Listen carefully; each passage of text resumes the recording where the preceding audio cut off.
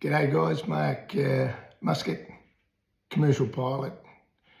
Been flying since 1980 and just want to talk to you about a UFO experience I had back in June 1998.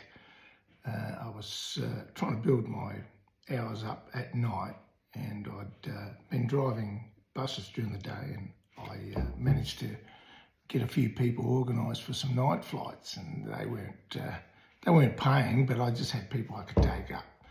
So anyhow, I had about 20 people, and we got to the airport, Parafield Airport, and I'd arranged for the keys to be hidden.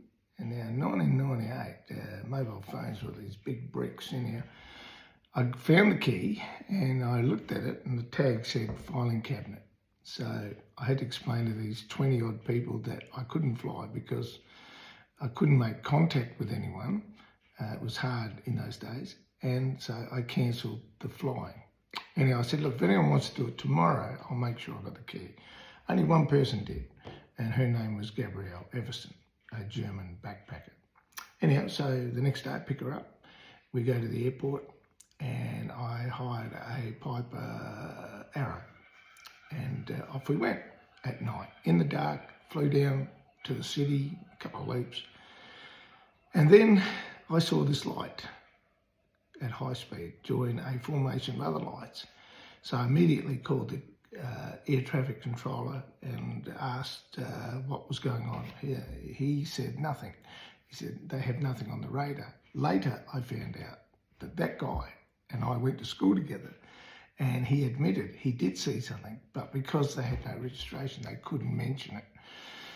So there you go. Anyhow, we kept flying until I had to make evasive action to manoeuvre around these 6 flying objects, which were huge orange things.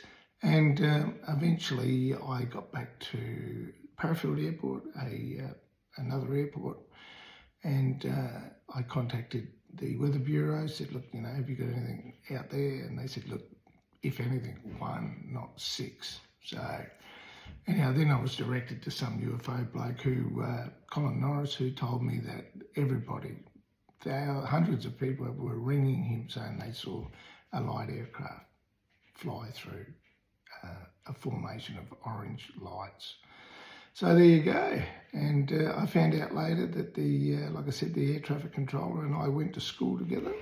He admitted to me that he did see them on primary radar, but because he couldn't put a registration to them, he couldn't say, yes, you've got traffic. So there you go. I nearly had a mid-air, even though they couldn't say anything. People from the ground saw it. There's a couple of stories that are very interesting, but that's my story about the UFOs, and hope you enjoy it. See you. And I'm still flying, but not at night. Never since that day.